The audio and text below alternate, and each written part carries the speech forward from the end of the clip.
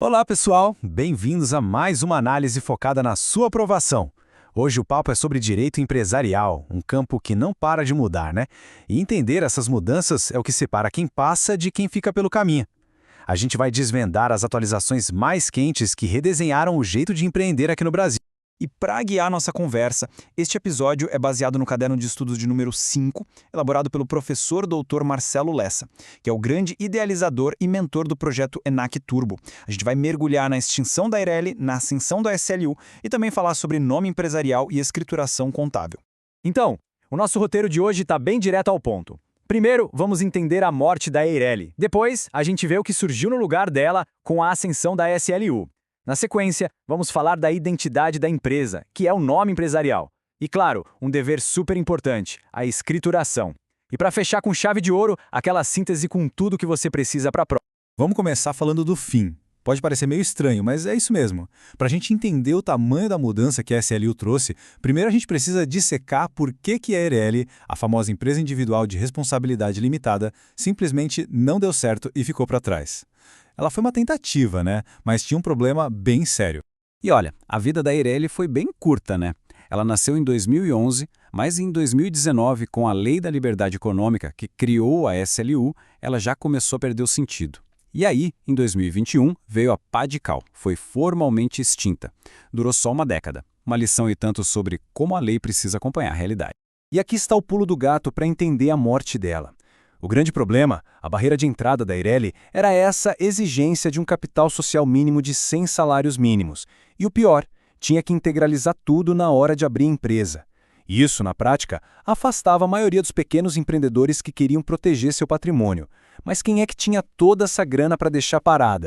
Bom, se a Eireli morreu, quem assumiu o posto? Agora a gente vai falar da ascensão da SLU, a Sociedade Limitada Unipessoal. E olha, ela não é só uma sucessora não, ela é uma versão muito mais inteligente, muito mais acessível e principalmente muito mais conectada com o Brasil real.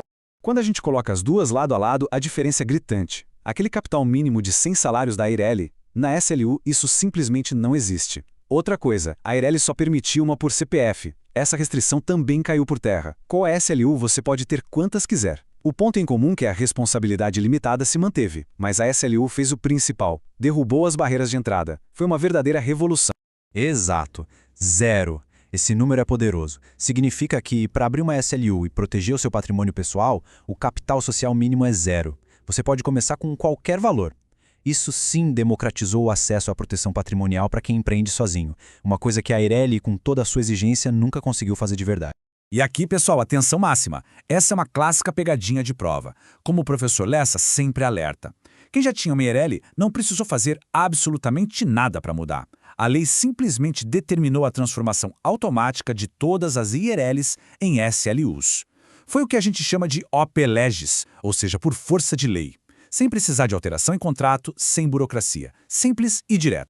Certo, já entendemos a estrutura da empresa unipessoal. Agora vamos falar da identidade dela, do RG da empresa, o nome empresarial. Assim como nosso nome nos identifica, o nome empresarial é que vai identificar a empresa em todas suas relações jurídicas. E claro, existem regras bem específicas para isso. Basicamente, a gente tem dois tipos de nome, a firma e a denominação. A firma, de um jeito bem simples, usa o nome civil da pessoa. Pensa em J. Silva Comércio. Ela é obrigatória para o empresário individual.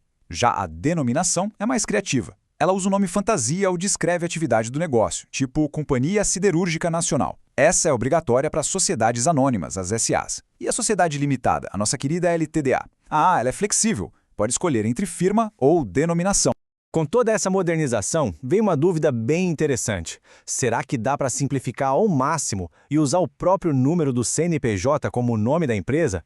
Parece uma ideia bem prática, mas a pergunta que fica é: isso é legalmente válido? E a resposta é sim! Olha que legal! Essa é mais uma inovação da Lei do Ambiente de Negócios.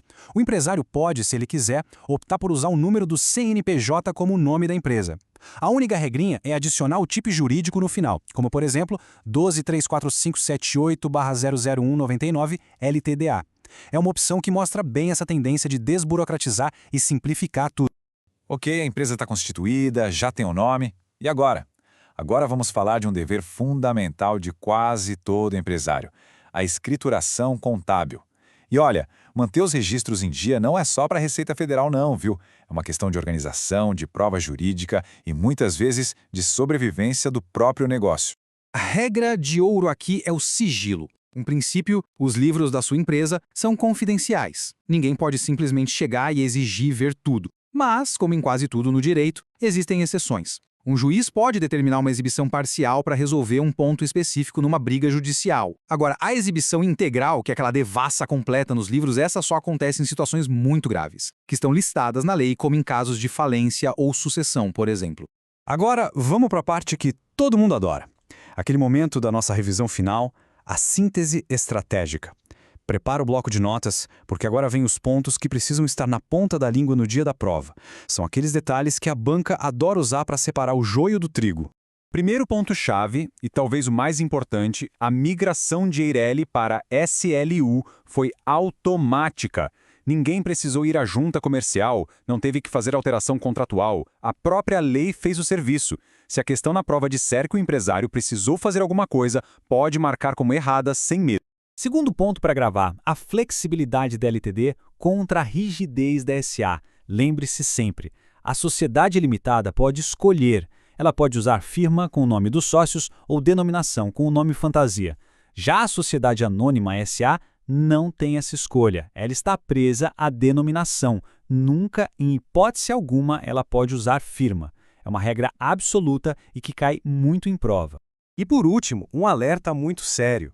Não ter os livros obrigatórios como o livro diário não é só uma irregularidadezinha administrativa. Se a empresa quebrar, essa ausência pode ser considerada crime falimentar, e aí as consequências são penais, são graves para os administradores. A escrituração é um dever que precisa ser levado muito a sério. E para a gente fechar, fica aqui uma reflexão. Com a SSLU oferecendo proteção patrimonial sem capital mínimo, será que ainda existe alguma vantagem real em ser empresário individual, aquele modelo em que o patrimônio pessoal e o da empresa se misturam? É uma questão para a gente pensar sobre como o nosso direito empresarial continua evoluindo.